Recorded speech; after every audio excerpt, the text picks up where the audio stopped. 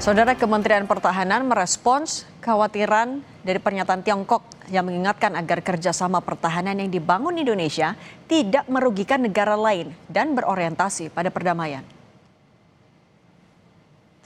Pernyataan ini juga ditegaskan Menteri Pertahanan Syafri Syamsuddin dalam pertemuan dengan Purnawirawan TNI di kantor Kementerian Pertahanan RI Jumat pagi.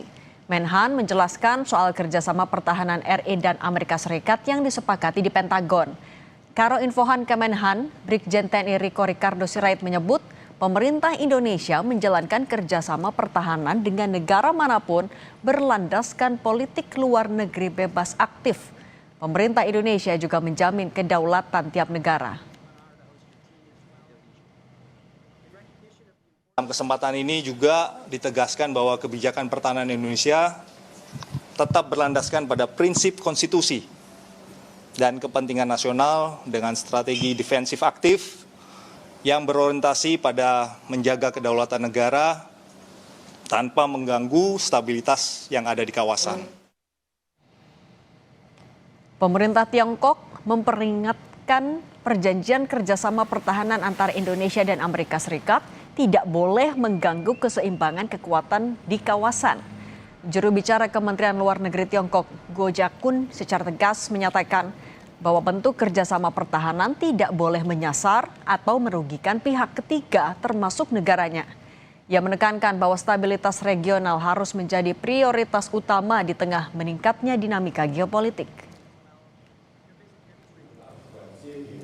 东盟宪章和东南亚友好合作条约明确规定，成员国以加强地区和平、安全与繁荣为共同责任，不参加任何威胁成员国主权、领土完整的政策或活动，包括其领土的使用。印尼方面也表示，将在尊重主权、互信互利基础上，同各国开展防务合作。 我们一贯认为，国家间的防务安全合作不应针对第三方或损害第三方的利益，不应影响地区和平稳定。 Wakil Kepala Staf Angkatan Udara, Marsdia TNI Teddy Rizali Hadi menegaskan bahwa izin melintas atas overflight access yang diajukan Amerika Serikat untuk pesawat militernya saat ini masih dalam tahap pembahasan. Wakasau menegaskan, TNI AU memiliki kewenangan hukum dan operasional untuk menindak pesawat asing, baik sipil ataupun militer, yang melanggar wilayah yurisdiksi dan mengganggu kedaulatan RI. Dengan kebijakan Kementerian Pertahanan, dan ini sifatnya masih dibicarakan, kita masih belum kita masih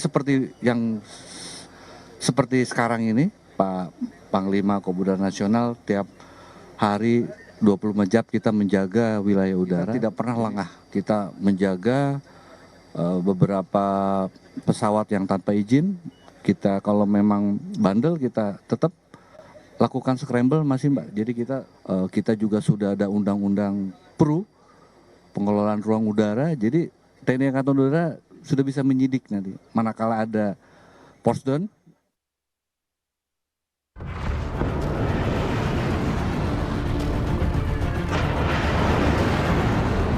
Kapal USS Miguel Kate, salah satu kapal perang milik Amerika Serikat, terekam citra satelit melintasi Selat Malaka pada 18 April setelah sempat singgah di perairan Singapura. Menteri Luar Negeri Sugiono merespons kemunculan kapal perang Amerika Serikat di Selat Malaka. Sugiono menyebut kemunculan kapal USS Miguel Kate adalah hal biasa dilakukan militer Amerika Serikat dalam tataran Freedom of Navigation. Kapal perang Amerika Serikat ada di Selat Malaka dan banyak mengkhawatirkan adanya eskalasi cukup banyak. Ini gimana? Saya kira mereka biasa ya patroli di kawasan. Ada yang namanya Freedom of Navigation Patrol kan? Itu bukan baru kok, bukan sesuatu yang baru. Kalau yang Pentagon baru rilis 20 jam lalu, mereka ada di Selat India ambil kapal tanker yang gonta-ganti bendera, itu katanya ada kepentingan Iran juga. Nah nanti kalau misalkan itu ada di wilayah-wilayah laut kita tuh komunikasi gimana dengan Pentagon sejauh ini? Kalau masalahnya itu belum pernah terjadi, jadi kita nggak tahu. Guru Besar Hukum Internasional FHUGM Heribertus Jakatriana menyebut, melintasnya kapal perang AS di Selat Malaka adalah sesuatu yang sah berdasarkan hukum internasional. Jaka menyebut setiap kapal sipil ataupun kapal perang memiliki hak lintas transit yang digunakan untuk pelayaran internasional. Namun kapal yang melintas tidak boleh melakukan kegiatan yang merugikan kedaulatan suatu negara. Dari sisi hukum, kita juga harus berargumentasi bahwa yang namanya hak lintas transit itu dijamin di dalam UNCLOS pasal 38, di mana Indonesia juga adalah negara anggota dari UNCLOS. Jadi bukan hal yang biasa-biasa, tetapi memang ada dasar hukumnya. Kapal komersial itu boleh lewat secara terus-menerus tanpa melakukan aktivitas-aktivitas yang bisa mengganggu negara pantai. Satu adalah itu. Lalu yang kedua, kalau toh memang harus berhenti, itu memang harus ada kondisi force majeure di laut, yang ini memang untuk keamanan dan keselamatan kapal itu sendiri. Keberadaan kapal perang AS USS Miguel Kate di Selat Malaka mendapat sorotan setelah Amerika Serikat mengumumkan operasi memburu kapal-kapal Iran, bahkan hingga ke perairan yang jauh di luar Timur Tengah seperti kawasan Indo-Pasifik. Tim Liputan Kompas TV.